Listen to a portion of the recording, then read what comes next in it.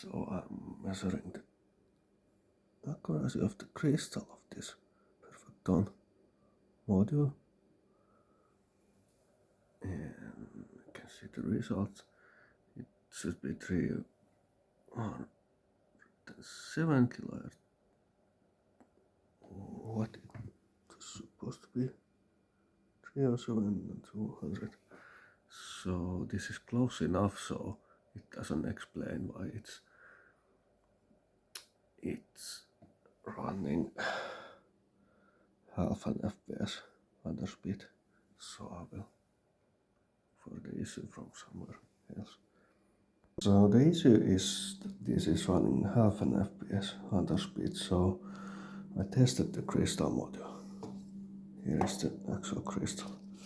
So I suspected that either crystal was aged or the load capacitors of it, because this is really old motor. It is something like 50 years already, so 50 or 60 years. So it's understandable that the crystal would have aged enough to cause the half an FPS difference, but that's not the case. So I think this might be missing an encoder pulse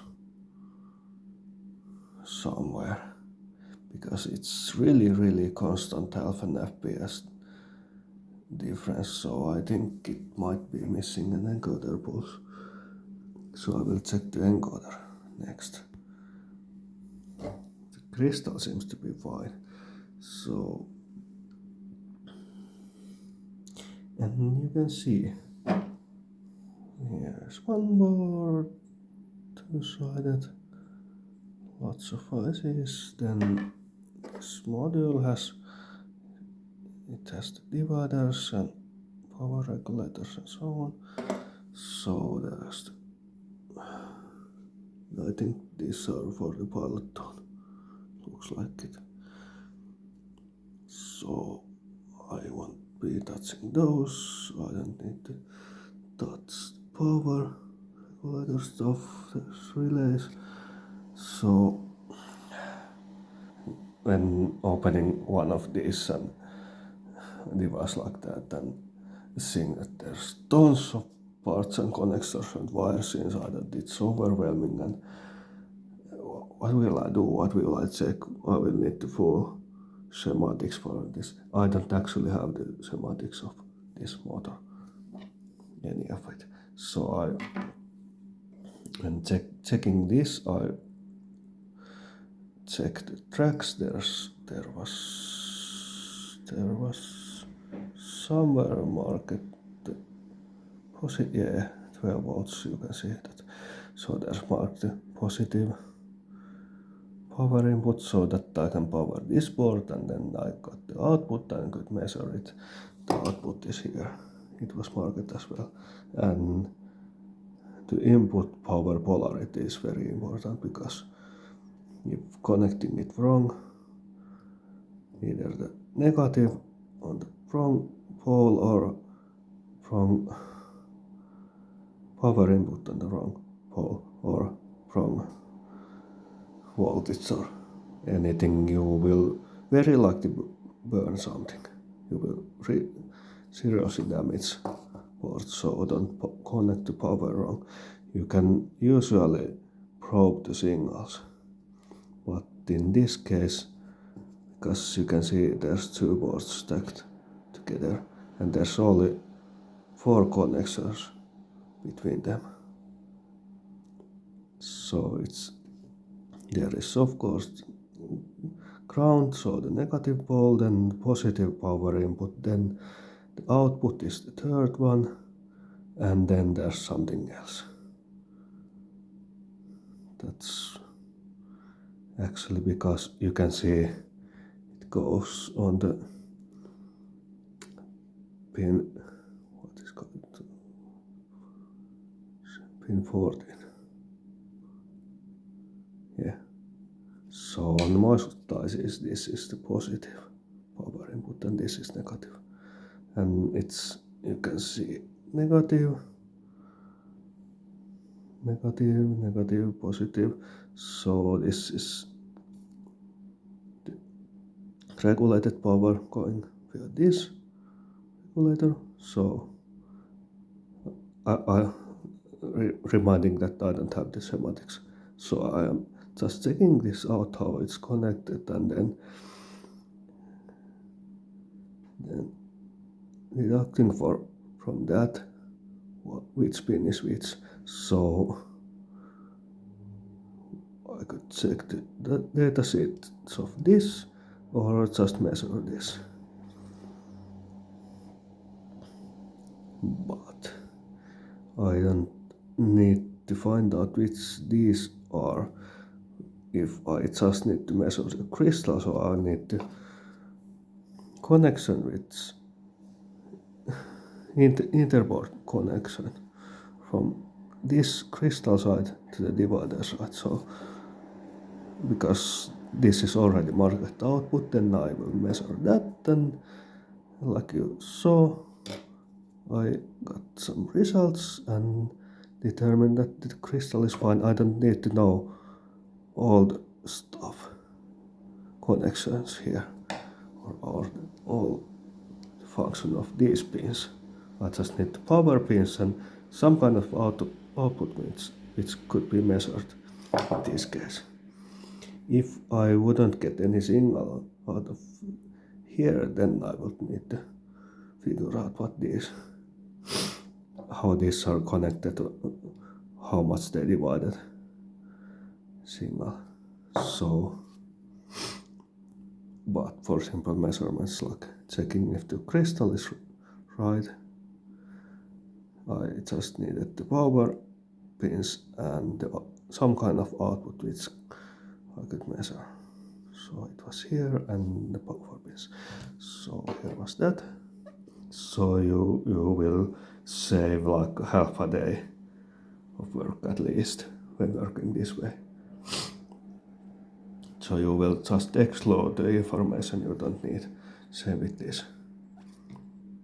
If you suspect the issue is somewhere else, and I know the crystal sync works, it just doesn't work at the correct speed, so it's constantly exactly half an FPS underspeed. So my next theory is that there's something wrong with the encoder, probably with the encoder disk, because the encoders work, but I think there might be actually, check out this motor, so you can see the corrosion marks.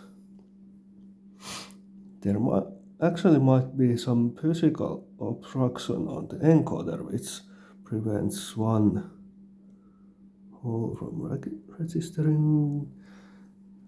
Let's see, but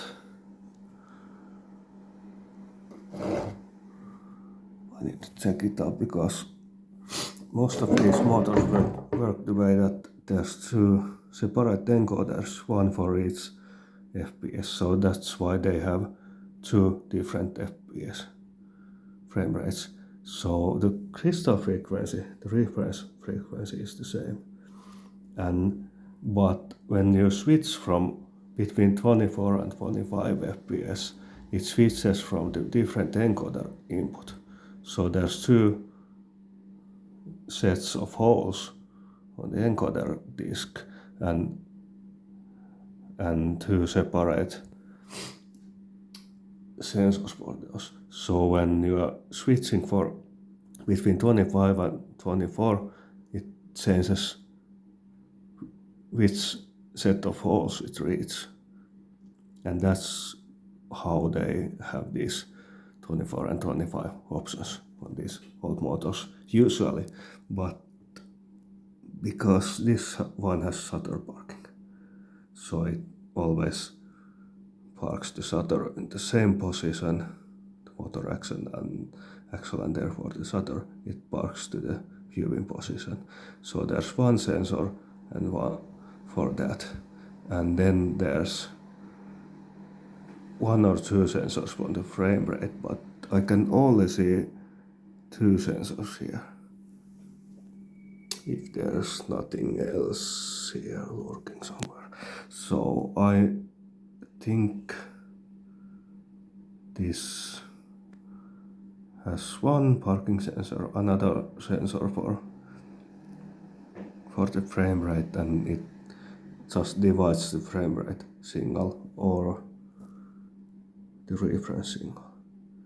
And then it would explain that there's only one encoder disk with one set of holes, and there's might be something wrong with one of the holes.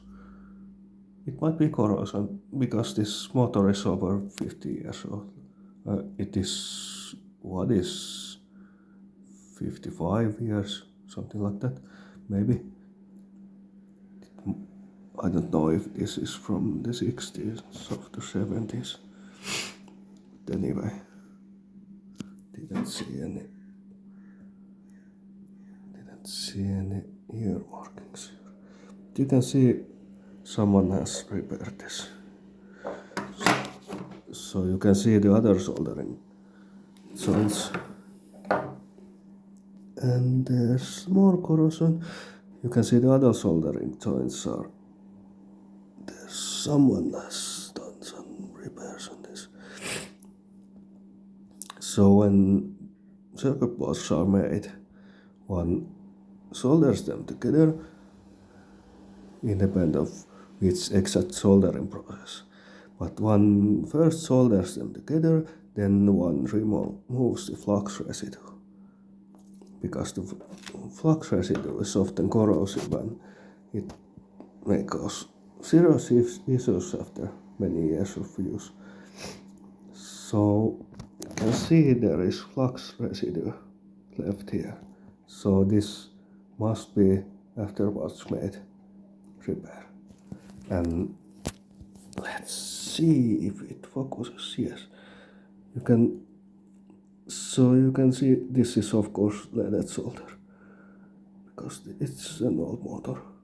The lead-free solders came in the 2000s, so it is of course leaded solder, but you can see these are original joints and these are afterwards made because you can see the flux residue and they shine differently. It is different solder and much newer repair. I don't know how old, but I suspect maybe 20 years. Probably this has been repaired between 1990s and 2010. Just a guess, I can't see it exactly. But it's always a tiny bit risky to leave flux residue here, like this. I'm not going to remove these. But they can even sometimes cause short circuits. But you can see this is afterwards made repair. Because no one in the factory would leave the flux residue on the boards. Absolutely no one. So they would remove it. Sometimes people who repair this remove that residue, sometimes they don't. So, and this doesn't have conformal. Let's see if I can get more light. You can see how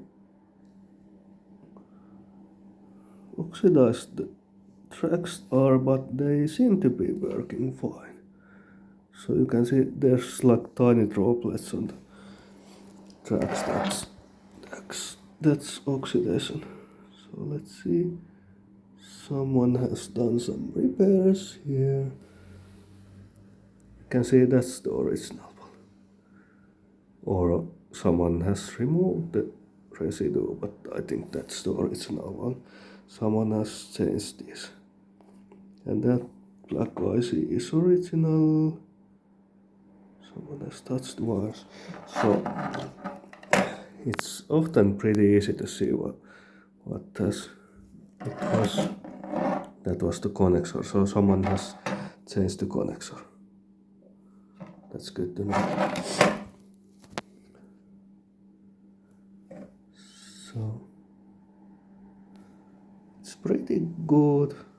It's not like new, but I could actually add some conformal coating over this, but I will not, because I would need to clean it thoroughly, and I'm just going to fix the frame rate issue. It's not a complete overhaul. So often these boards may benefit from the conformal coating, either the lacquer one or something thicker, for example the epoxy, but this doesn't have it, so, and it can change the electrical properties a little, so, and it's not specifically asked for, and it's not paid for, and I don't have a time for it, and it's not exactly only necessary. So let's check the encoder again. So you can see there's that backlight disc or some kind of cardboard.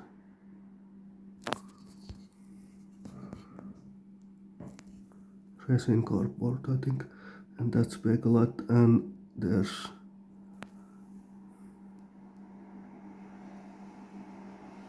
I need to open that, but it looks like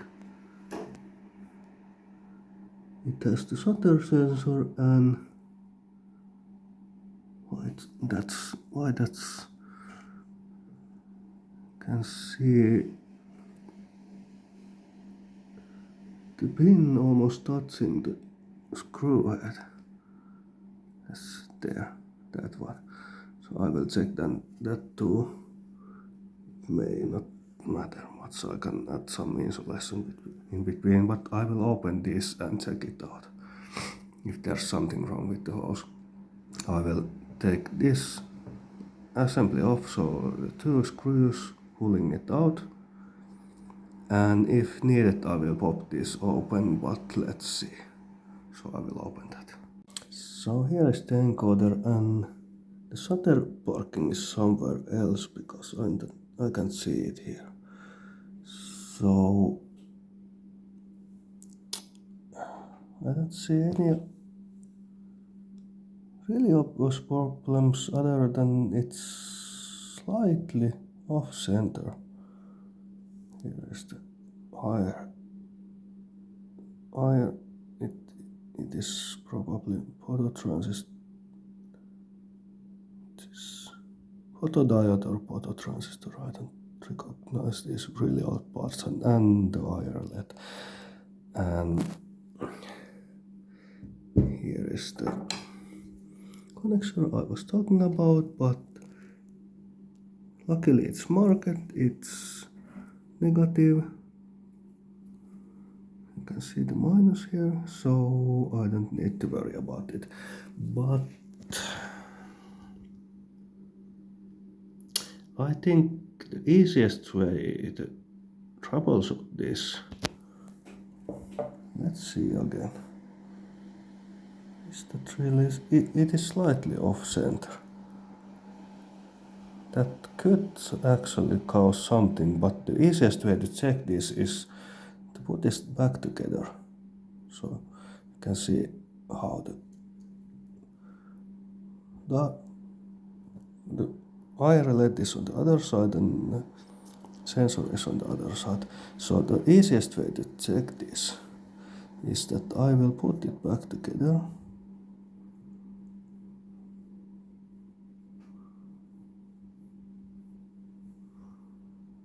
I will put it back together and hook up the oscilloscope to the line. Let's see. So I am determining which one is the sensor and which one is the LED is because this has the kind of lens-like shape and this is flat. And you can see the brown wire, this was marked negative. So the brown wire goes to the negative, and both of these are connected to the brown wire. the same pole. So you can see it because the topmost one was the LED, then the one underneath it is the sensor, and that is the green wire. So I will add my own wire to the green wire. Where is it? Here it is the white wire. You can see it here. So no. Here is the transistor, and then there is the transistor which is amplifying the signal from the sensor, and then it goes to the white wire. So I am hooking up the oscilloscope to the white wire to see what is going on the sensor. Probably the sensor works fine, but I will want to see what happens with the eccentric disc placement. If it causes problems, because I can see those issues on the oscilloscope. Each one of those disc slots creates a square wave signal. So if there's something wrong with some of the slots, I can see the square signal disappearing at some points. And I can determine, I will show you in a moment, but I can determine from that if it misses some pulses. So I will put this back together. I won't need the... Where is the disc? Here is the disc. Protection disc goes here, but I don't actually need that. But I will put this together, hook up my own wire to the white wire, running it somewhere at the casing from somewhere, and then hook that up to the oscilloscope and see what is going on.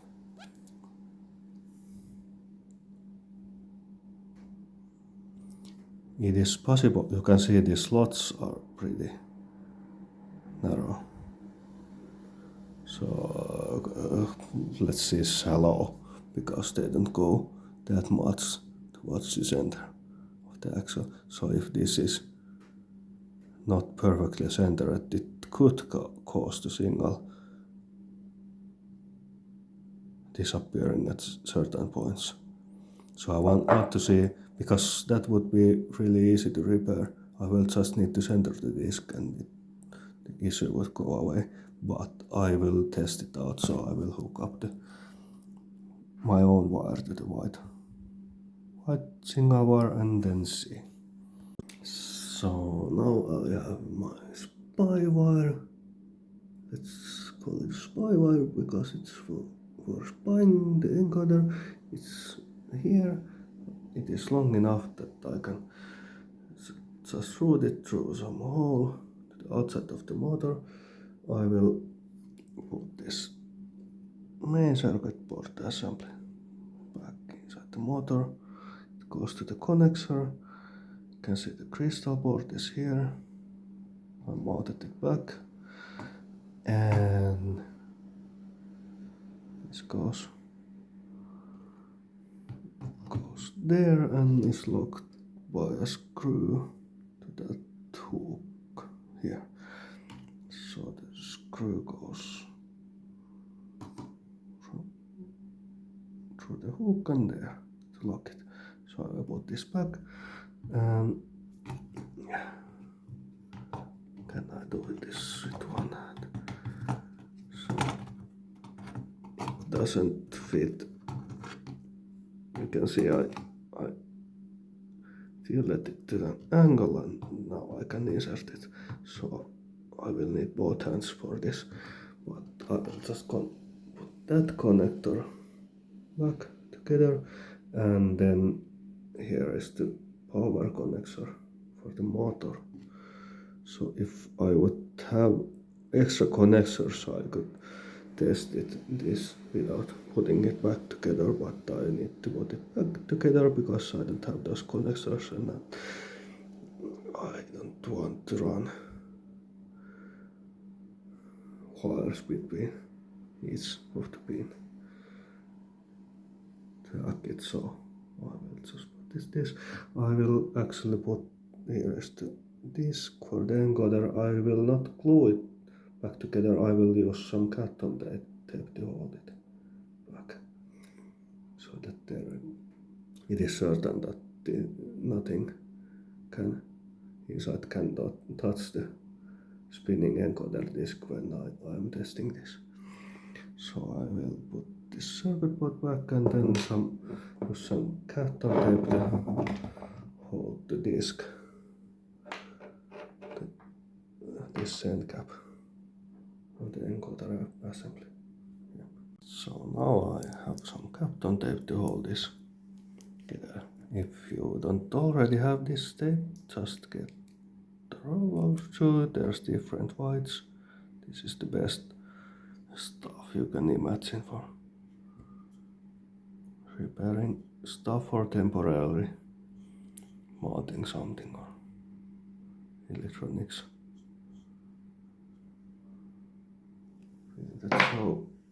So I have everything else connected and the boards fastened in place. They mount like that. So I have the main boards here. Now I will just put this together and figure out where I will route this wire. I could actually use some carton tape to bundle the wire here so that it doesn't move at all. And then finding some hole to route it through. Let's see. Should be easy. Yep.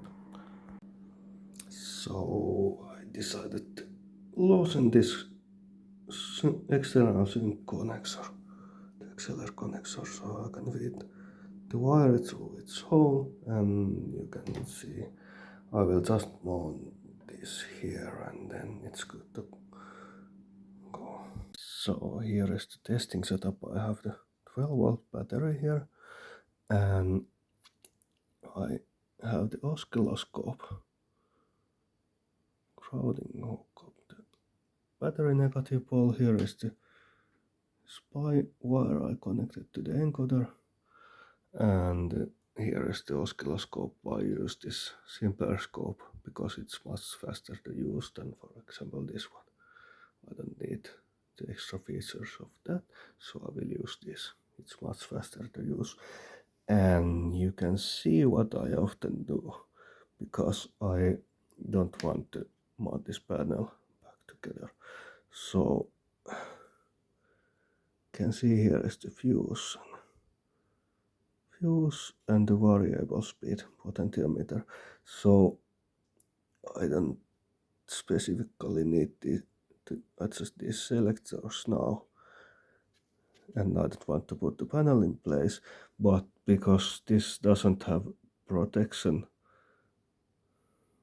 against short circuit, so this is fiberglass body, but this metal body may be grounded so often is, so I don't want any short circuit, so I often add a piece of paper between the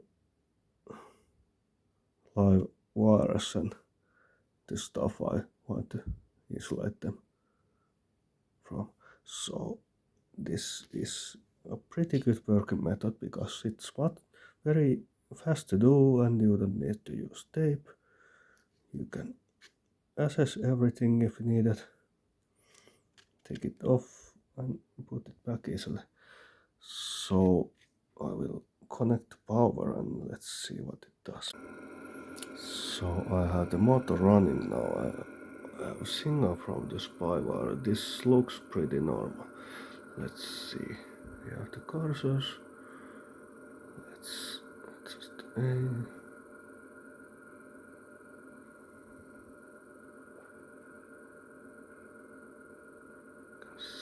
see the signal level here.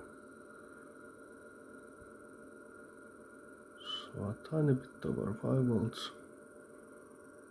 The signal looks pretty normal to me for an encoder signal, so I don't see any weird spikes here. If the encoder would be the problem, we would see some of those spikes on lower level, so there would be either some spike like this or some spike like this.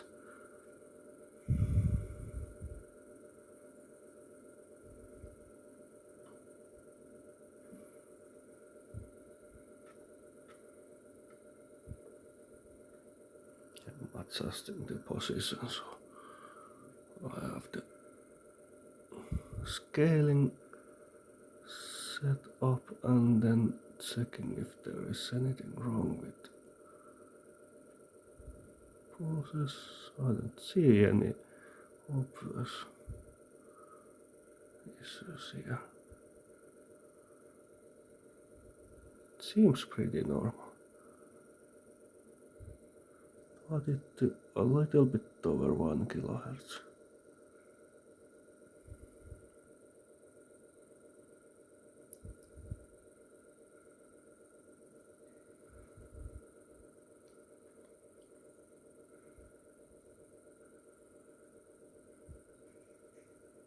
So when feeding signal like this to the logic circuits, it basically, it's a bit unstable. So basically it triggers the low level when it reaches something like this level and the high level, something like here. So there's a certain threshold the signal needs to have. So if it would have one issue with the encoder, then one of the spikes wouldn't reach the threshold level, so then it would miss a pulse when fed to the logic circuits. This seems to be fine. So now I have to check something else. Now I will check again the speed of the motor, the actual running speed.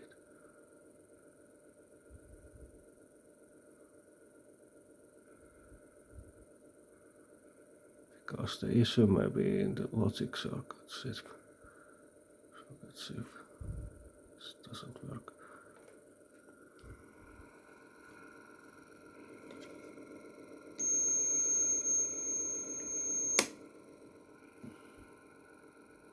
I suspect so.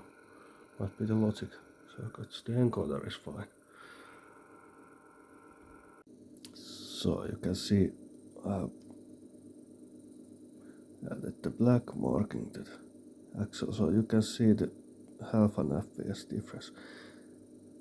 It's half an FPS underspeed because the motor turns counterclockwise, and when under the 25 FPS stroboscope, the marking seems to rotate clockwise at one rotation every 2 seconds, so it's half an FPS, and that's pretty exact. So that's why I suspected that the encoder might have some issue, but it does not, so, and the warning is, of course, so it might be in the logic circuits, but that's probably not easy to find.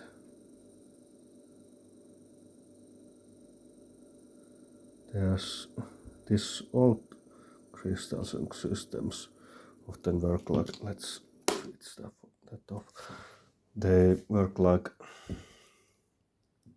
So there's the speed detection circuit and then the sync detection circuit, and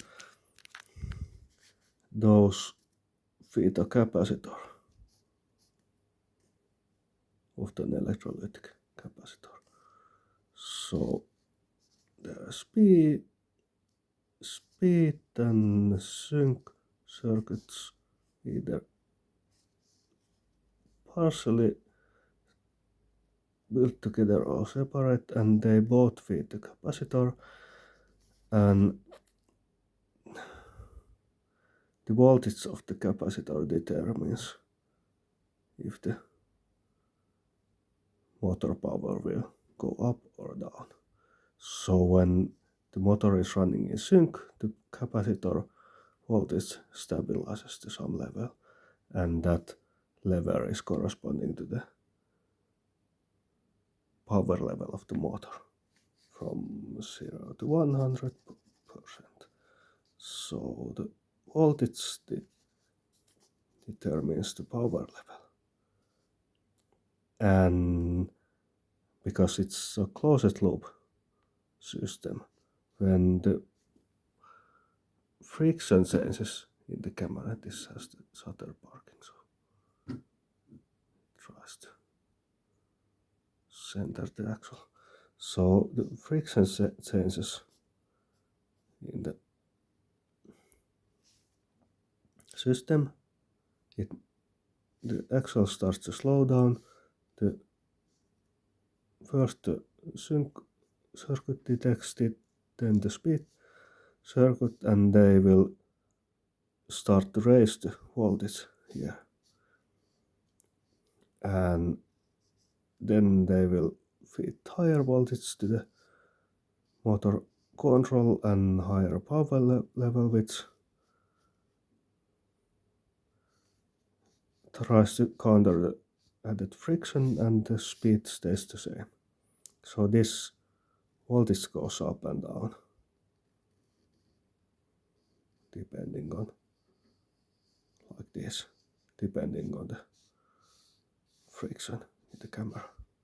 So, but if there's something wrong with this circuit, then, for example, these are often electrolytic capacitors because you will need pretty high capacitance, and old electrolytic capacitors are notoriously unreliable. So there might be something wrong with this or the speed detection circuits. For example, if this sync detection works fine, but this has issues, not okay, then they will try to adjust the different directions, and which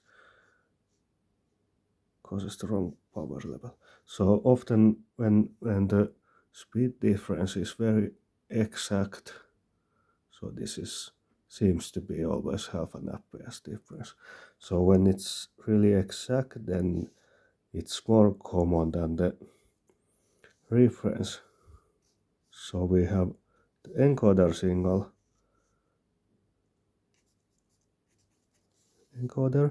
and then the reference signal.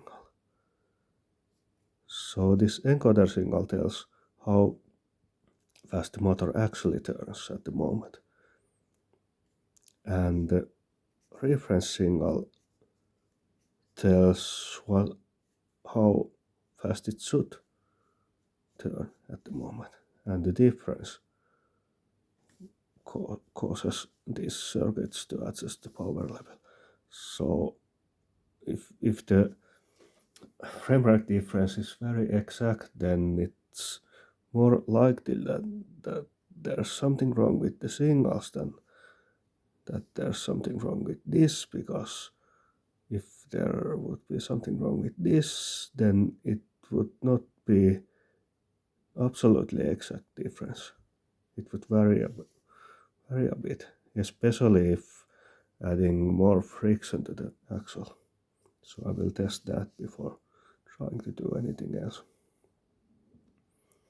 I need to see if the difference stays exactly the same or if it varies, because then it tells if it stays exactly the same, then the issue is likely on the signals or on these sync circuits rather than on the analog side.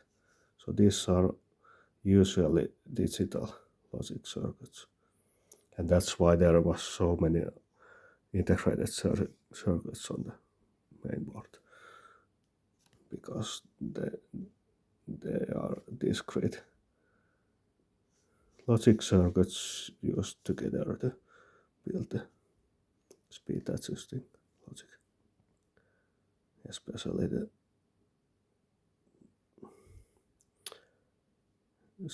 crystal, how the pace locking needs the digital circuits, and speed detection is often half digital, half analog.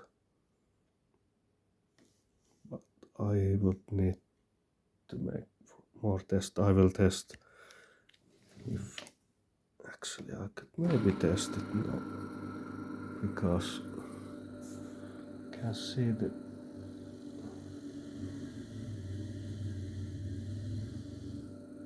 I will add some friction.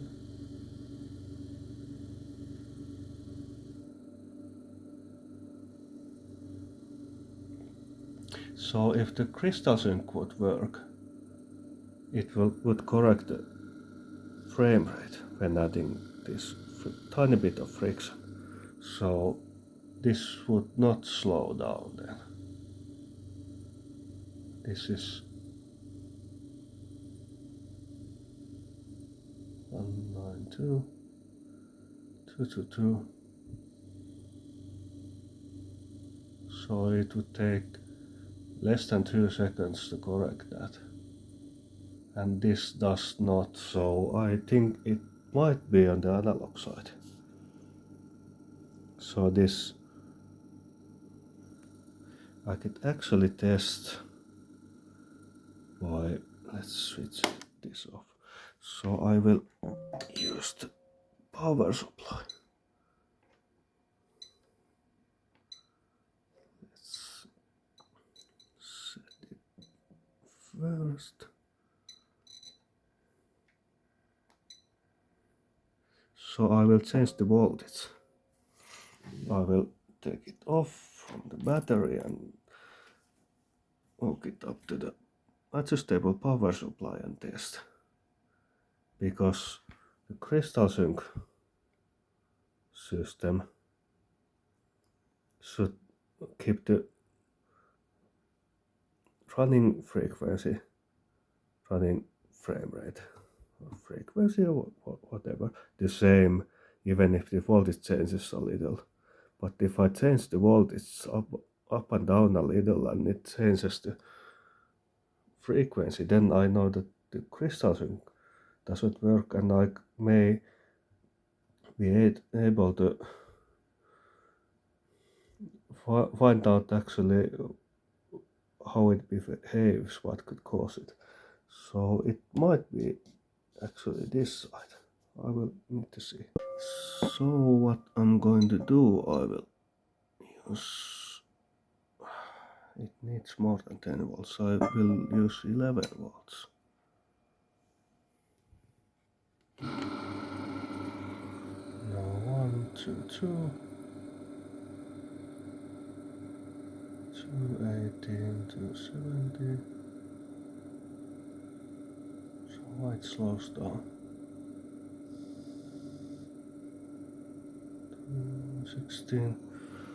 Let's then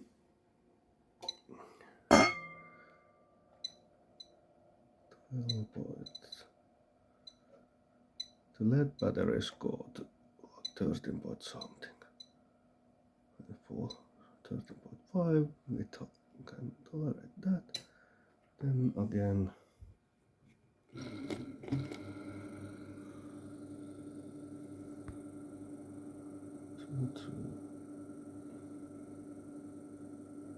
to 6. What did I say the previous one was? 2 to 3, I should mark this down. 13.5 volts. 13.5 on is 1, 2, 3.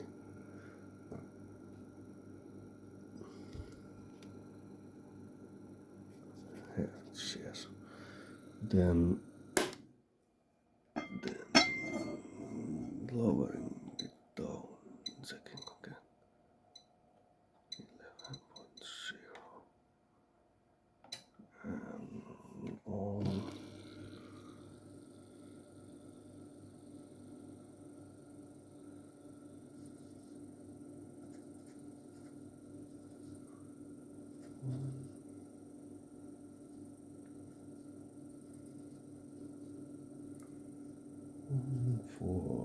One, four, 5,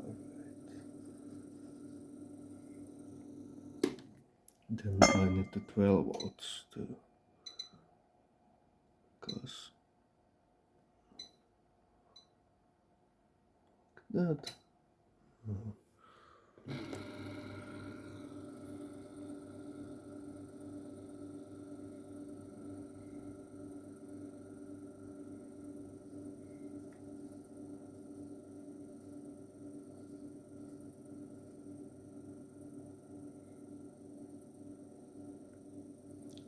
1, 2, 8.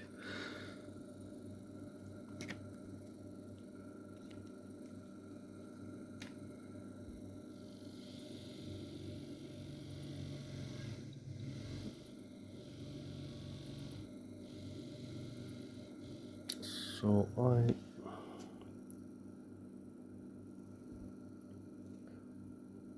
to 18. This shouldn't different from this, but this could different from this. So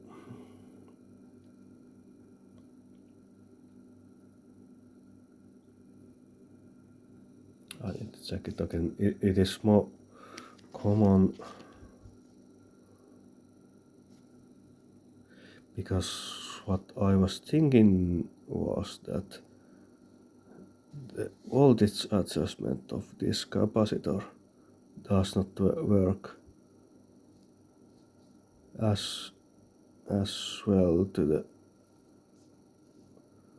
opposite direction than the lower one. So there's maybe some asymmetry on this, but it might be caused by something else, so we'll need to see.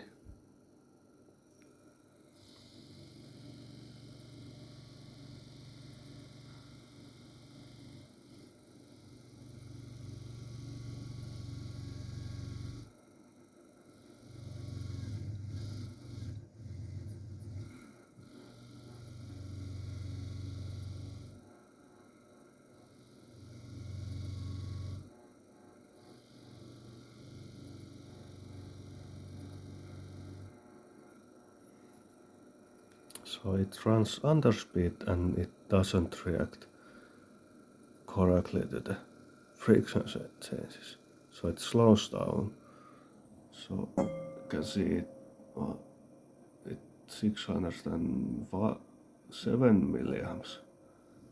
And I know it should run at about 2 when from 1.5 to 2.5.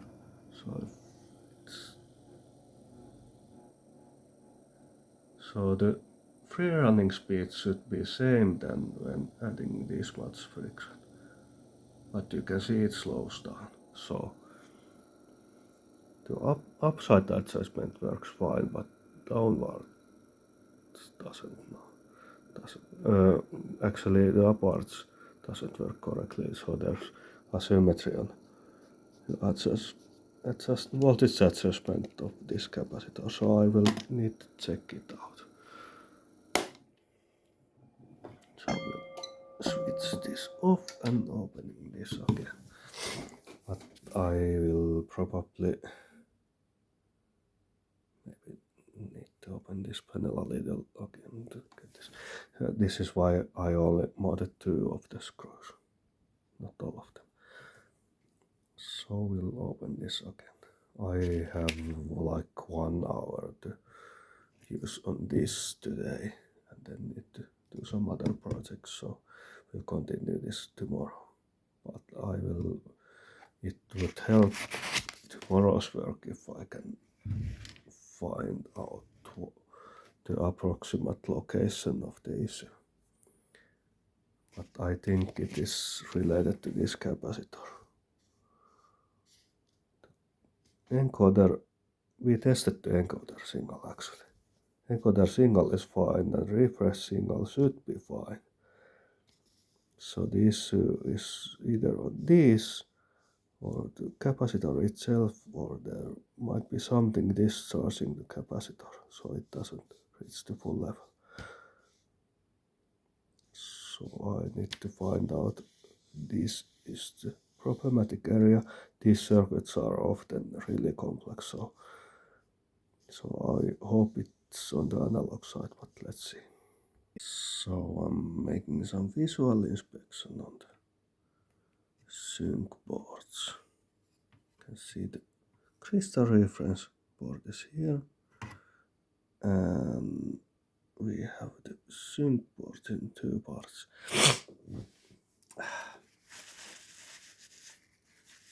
And we have some kind of flow, of course. So always good to make a visual inspection to see that everything seems to be correct. So if, for example, have discoloration or burning marks on some parts like resistors, then knowing that those are at least busted, so or ICs. So tantalum capacitors like these often go bad. Let's see if you can see, there's some issue with this. I don't know if it is still working. So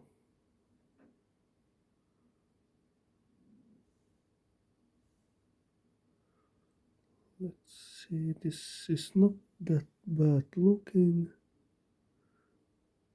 Transistors seem to be visually pretty okay. The one problematic thing I found is this. So there's someone making some corrections, and there's this solder bridge here. So I will check it out and remove it if needed. The flux residue is not that good looking, but it shouldn't cause issues like this, so I won't touch it.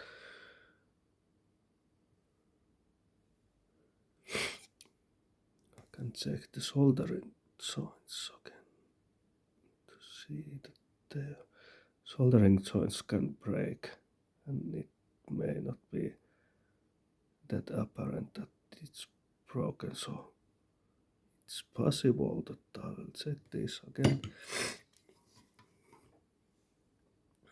It is possible that this causes something, but we'll need to see. So I checked the obvious issues now, but now it's more like guessing and trying to see if something is obviously broken, and then if can't find it, then need to check the most likely parts one by one. That might be very too time consuming actually, but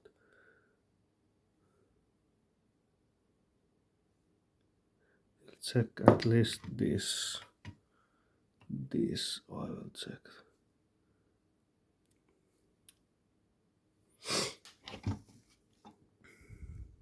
And like said, I don't think it's here, but I may check these ports too, just in case. Just in case.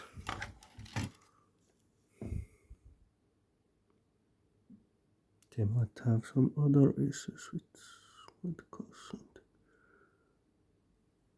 Need to see, I will need to find something obvious before making.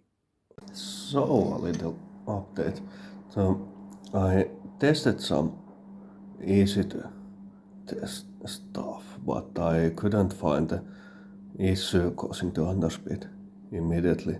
So, it would be possible to find it, of course, but I don't have the schematics of this, and even if I did, it would take lots of time because these old systems, like you saw in the previously, they have tons of components because everything is done with discrete components instead of software. You have seen how many small those new boards are, which I am making, so you can fit it's basically a matchbox size. Even a smaller board can often control a motor if the power electronics are separate. So I can basically replace, there is 5 circuit boards. The crystal board and these 2 boards, then one here and one here. So I can replace those all with 2 matchbox sized new boards because 95% of features are done in software instead of with discrete components. So because this motor runs, it does run, and otherwise it's functioning pretty well, but it just runs that half an FPS underspeed in Crystal Sync. So, and the customer is in a hurry because they have a project, they need this motor next week, but the project is such that they can just use more work in post and not just correct the speed issues in post because it is just running under speed, but it's relatively stable under speed, so it can be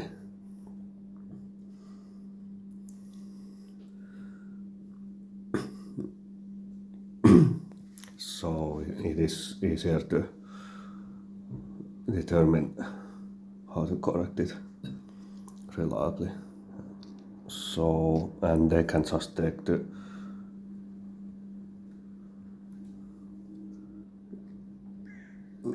in addition with the normal slating, they can slate the end of the text if they want really accurate sync.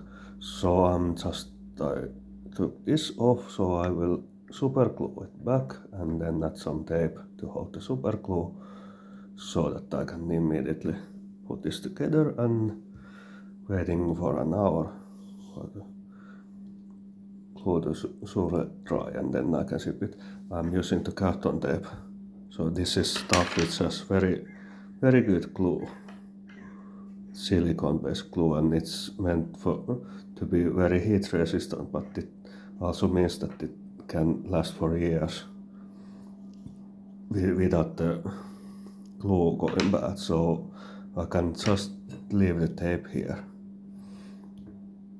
for extra support. I don't need to remove it, so I can super glue this together and immediately just put the tape to secure it further and then put it together and just leave the tape there. Even if this doesn't go back to some servicing later, even if they decide to use this for years to come, you can just leave the tape there. It doesn't go back there. So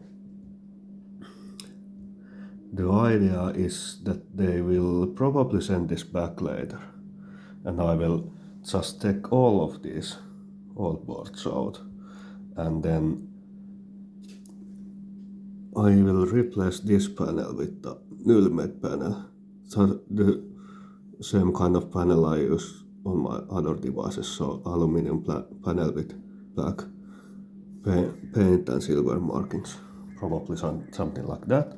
And then a fuse holder like this one and one selector here for frame rates and then the variable speed, probably, if it's needed. If it's not, then I can leave it out, but if it's needed, I can it just costs more.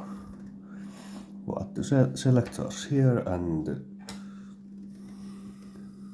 dial where one can see the speeds, and then I have tons of space here to install two tiny circuit boards. Probably I will just look at some usable screw holes. Don't remember where. 1, 2, 3 maybe. Bottom and make a auxiliary circuit board, which doesn't have connections. It just is supporting the smaller boards. I can make that one to the bottom and then fasten the two smaller boards there. So they are at the bottom and 95% of this space is empty. And then the new boards are connected to the old motor. So the motor and encoder is used. So I will probably make an update like that if this motor comes back later. But I won't start to make it now because they will need this next week. So I won't have time to make a proper update. I could make this running crystal sync, single speed crystal sync of course, or variable speed.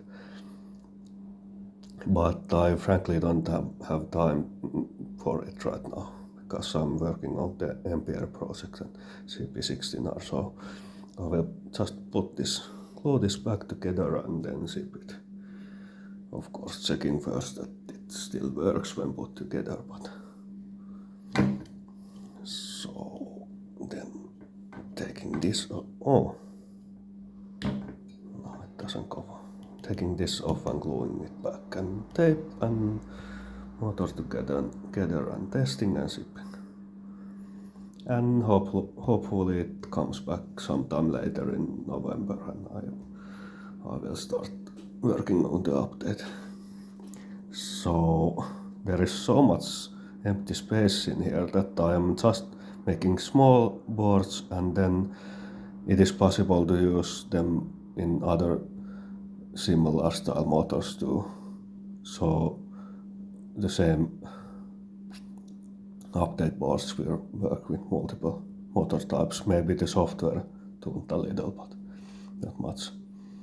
So it doesn't make sense to make large board like this because it would then not fit other type of motors. So rather making very small board and then maybe making some kind of super plate or support circuit board which holds it and which has mounting holes for the original screws.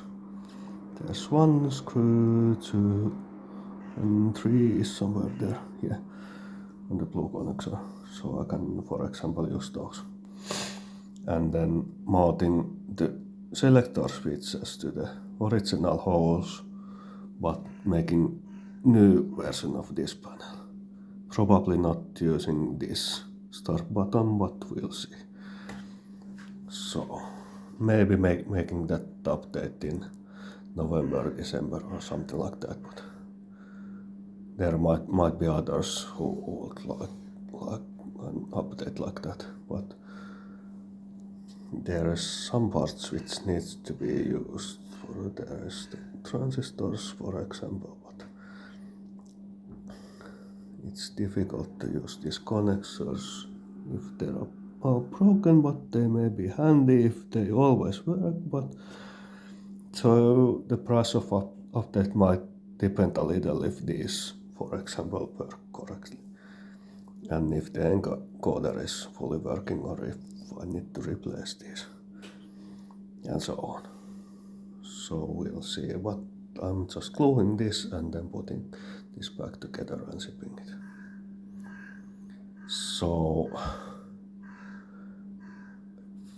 I you saw that I made quick tests and then ran out of time, and then decided that I could make more tests, but I will not because it will take too much time and time costs a lot. So if it, for example, takes 2 days to find the problem, then it is already cheaper to change the boards to my newly made ones, because most of the costs of those are the designing work spent on designing the boards, and I'm very quick to design those boards because I have made something like 150 designs already. So it doesn't take many days to design those, and if I can sell them for 4, 5, 6, 8 motors, then I will get more revenue out of them than spending 3 days repairing these. And it is cheaper to the customer as well.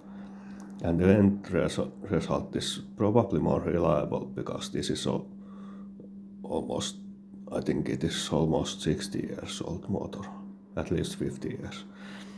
So at some point you can spend half an year trying to repair stuff like this, or a month or a week, but sometimes it might be better to think the bigger picture, that it is really more, how do I say, it is really that much more practical to learn to repair the old one than to design a new one which will work even if these are completely unrepairable. So if you rely on being able to repair the original ones, there comes a point sometime later that they can't be repaired anymore, and then you will need to get original replacement boards, or newly design something like this for 4 or 5 pieces of this. So it's pretty complex, so I will rather design a completely new one. I have talked about this before. So the old electronics have lots more parts, and the boards are more complex, and it is more complex to design those boards than making boards for microcontroller based systems, where the difficult and complex stuff is in software rather than in hardware. So it takes a lot of time to design boards like this, but it don't take that much time to design those microcontroller based boards, because it is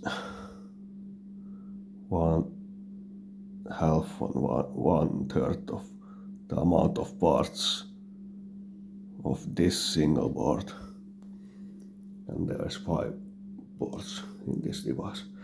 So what is 1/10 of the number of parts, or 1/8, something like that. But it's so big difference, and because it can take a month to make the software, but I can just copy the software to all the boards in the batch easily. So I would rather make 10 simple boards and then copy the complex software to them than build 50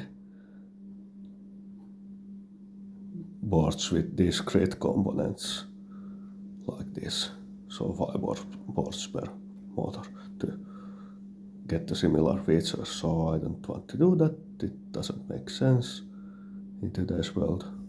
It can be done, but it is just some kind of retro electronics exercise rather than real work or real repair work by my opinion, so I will rather design completely new ones with modern solutions and components and just put them, take most of the original stuff out and replace them completely.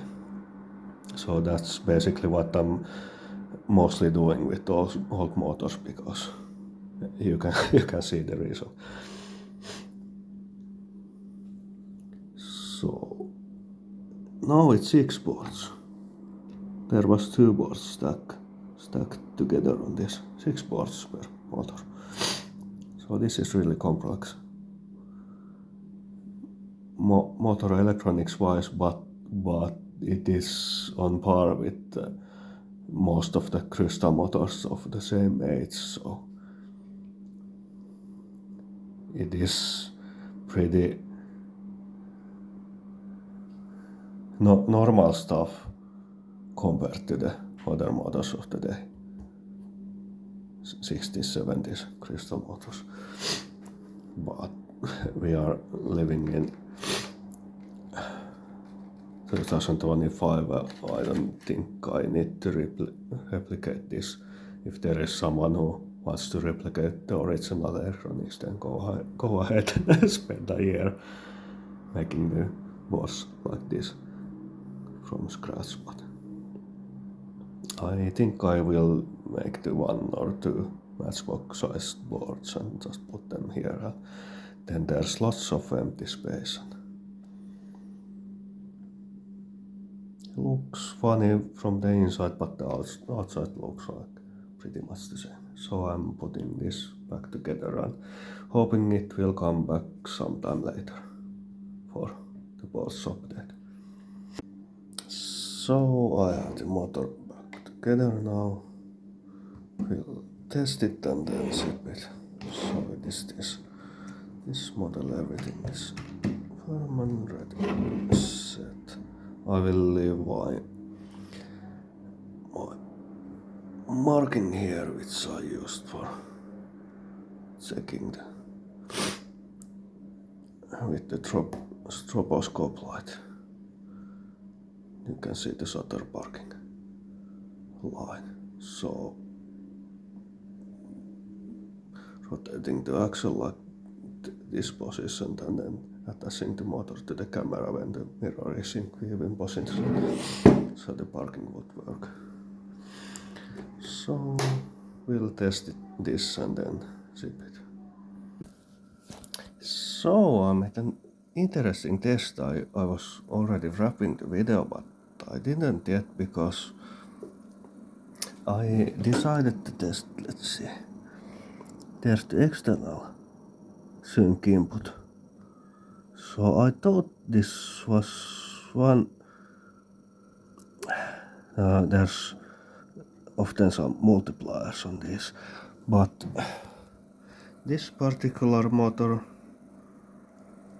like this is 20, let's see if I can, it's 24 fps. Stroboscope light, and it stays perfectly in sync when I'm feeding 24 Hz signal to it. And it says 10 volts signal level, but it does work at 5 volts, so I will just ask a customer if they want me to make a frequency generator which can be starting to read markings in the middle of sentence. So frequency generator which mounts here, it only has the 24 fps, but it does stay in sync. Even when the motor is a bit unreliable, it does stay in sync if I am feeding 24 Hz crystal signal to this connector. It doesn't seem to work at other speeds than 24 for some, let's see, these are 2450. Let's see what it does. No, it's not in sync. Then, this is interesting. 25 Hz. No, it does stay in sync.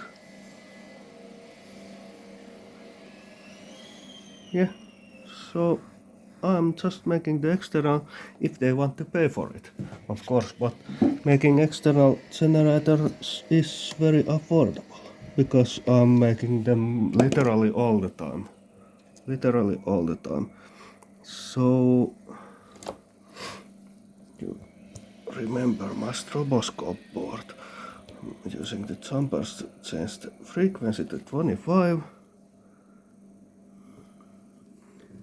And where is the marking? No, it's difficult to see because it stays in sync. Yeah, so it flashes the sync light. I haven't I didn't read the manuals.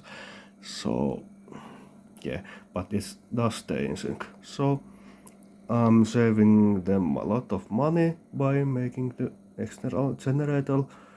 Maybe I'm just making it, and if they don't want to pay for it, then I won't send it, but yeah. Anyway, so it's interesting that this only works at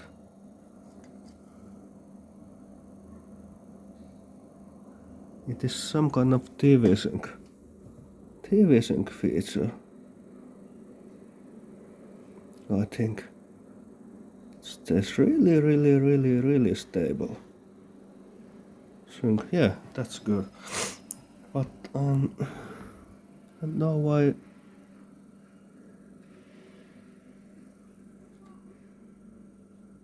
Yeah, it needs to be within 1 Hz. Yeah, but I'm just making them the generator, and will save them money and time. They don't need to send this back actually.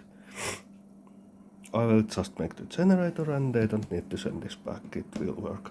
So, because I can use the 5 volt signal level, which is absolutely great, I will just measure the current it needs.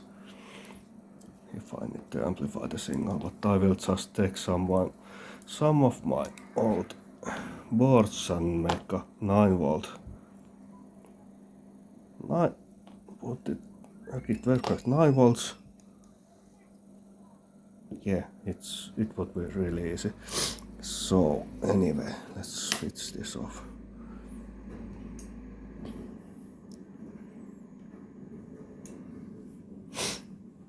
Yeah, I will fix it by using the external generator with it. I need to check what kind of circuit board I will have. I could actually use these. I do have these stroboscopes. I do have these stroboscopes here. So I could just use this, and one can run both 24 and 25 with the same sync. Now I'm wondering what causes the slight off speed, so actually it might be the switch.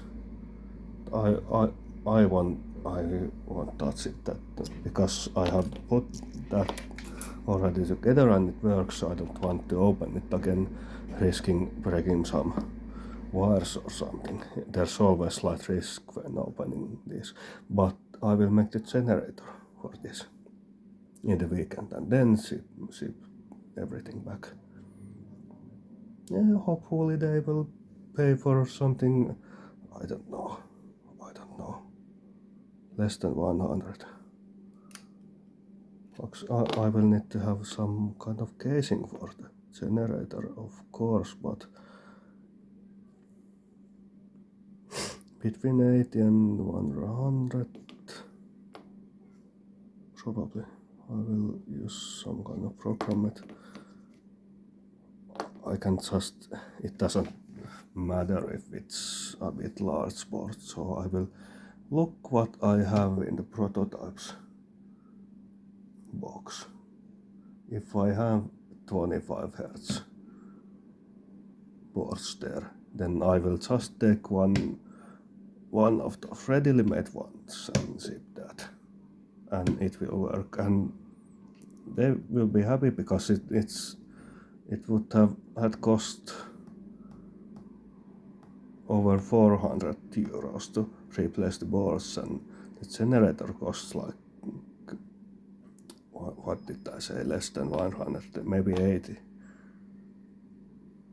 euros. So it's a no-brainer. Just take my word and just buy the generator if it's this easy to get it working again. So yes, I refuse to send this back unless they take my note and buy the generator, because it's literally very cheap, maybe. And this connector, good quality XLR connector, actually costs like 10 euros, so maybe I need to charge 100 euros for the generator, but anyway, it's much cheaper than fixing the internal sync. And this motor is pretty big, it's not that much more stuff connected to it if having one extra wire and small box housing the generator. So yes, that's what I will do. They will be happy and be able to use it, and it may work years before developing other issues. So totally will do that. 25 Hz crystal generator. Yeah, fixed. I was sad that I need to send this back without being able to repair it, but the fix was much easier than I thought, so maybe I will, if I happen to get more of these and they have the same issue, I will just propose this solution. Just buy the 25 Hz crystal generator.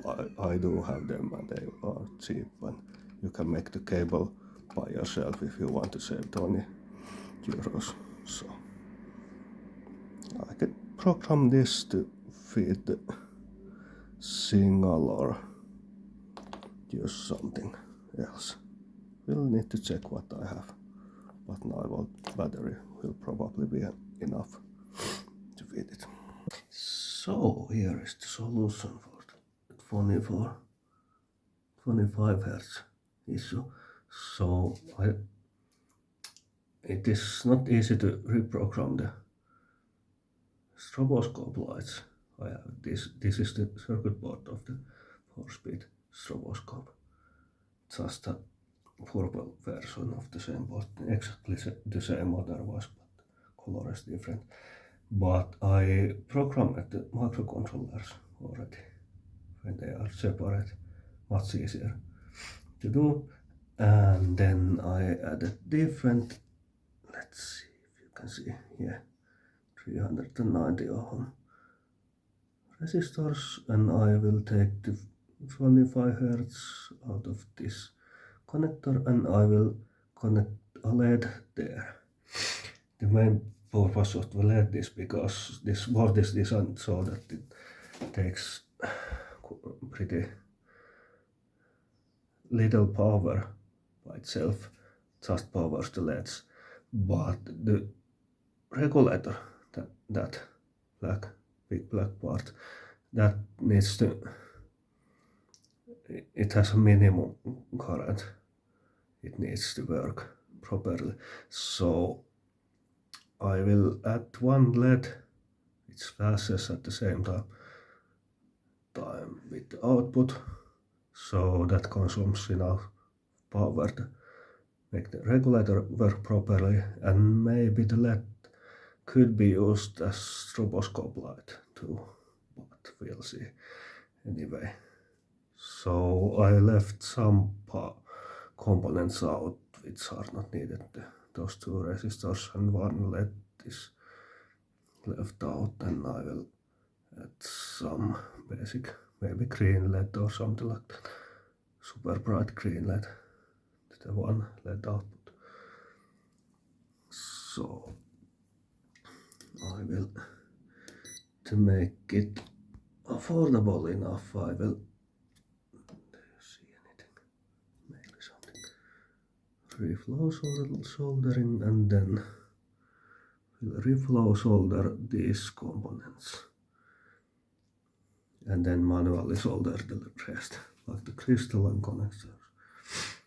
And this board has been made for manual soldering, so it is really wide footprints for the components. The soldering paths are really wide on purpose on those components to make it really easy to hand assemble these with normal soldering iron, but it might happen with the reflow that the solder molten metal bubble pulls the part to one direction, so it is solely connected to one of the contacts instead of the both of them. So I will need to probably manually correct something, but let's see. It's just much easier to solder them this way and then manually correct the solder bridges and stuff than manually solder everything. So I will let this reflow cycle run and then check it out.